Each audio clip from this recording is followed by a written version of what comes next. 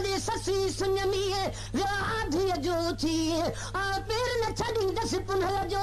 आया जान बजी जुती सूरन जी सुती मुखे देर में डेर दोहा गजी आ पर पारे ना है परत का रात रजाई गुजरी बांगड़े इश्क बरो तजे घाए विधि घूर पलट से पुनल जा मजा पल पल मथे पूर एक ससू दा सूर दा पिटी दा पान में आया तारे पुनल बिना ओ मां के ईद कया मेरे रोज बहन था नीर नवाया तारे पुनल बिना ओ मां के ईद कया मेरे रोज बहन था नीर नवा इन जेड़ू जग में अदा की मजना इन जेड़ू जग में की मजिया लगो कान कहर जिगर जान हथ में आनी ईद जारी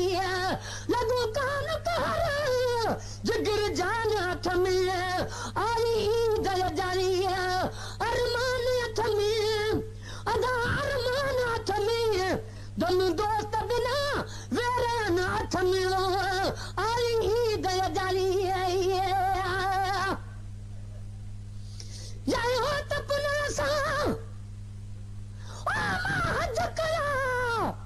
उहे हाल जवा गुफ़ मुंहिंजा हुआ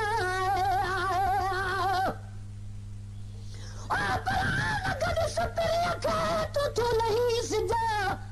जे मां ॾिए सलीहा से नी पिया खे ॾिज वञी केच चलज तवे चारी वो बाट मुई ओ न गॾु सुपिरीअ खे मुंहिंजो पोयो छो में पसां सिकाथी सकरात में रोयो पसारा हाणे शालम वञी साह धारा पसण पिरीअ जे आया ओ जय हो त पुनः सां ओ मां हज कया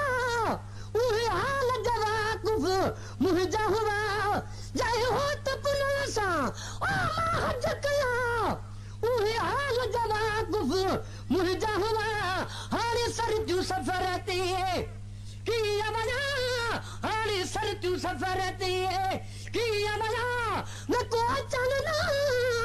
अंजाम हथ में आई ईद जारी न को अचण न अंजाम हथ में आई ईद जारी अरमान हथ में साईं अरमान हथ में दम दोस्त बिना वेरन हथ में आई ईद जारी जखा साहु मुंहिंजो ओ हिकु दम न सरे पुनल के चहलो जो कलूर करे ओ पर काले मकरान जो काले के चुठियो हेरो काल बंभोर में कदे कोन पयो को हेरो काम हणी चोरे चित वयो जनी जतनी हो तन उठन घोरिया आया कादे मकरान जो कादे परियो पार लेलन जो लतीफ चे सुहू छो सरदार जो मुल्क जो मादार सो मौला मुखे मेरी आया जखा साहु मुंहिंजो ओ हिकु दम न सरे पुनल के चहलो कलूर करे हिन ॾुखिया ॾिसण खां दूर परे हिन ॾुखिया ॾिसण खां दूर परे सॼो सूरन जो सामान हथ में आई ईद जारी सॼो सूरन जो सामान हथ में आई ईद जारी अरमान हथ में साईं अरमान हथ में दम दोस्त बिना वेरन हथ में आई ईद जारी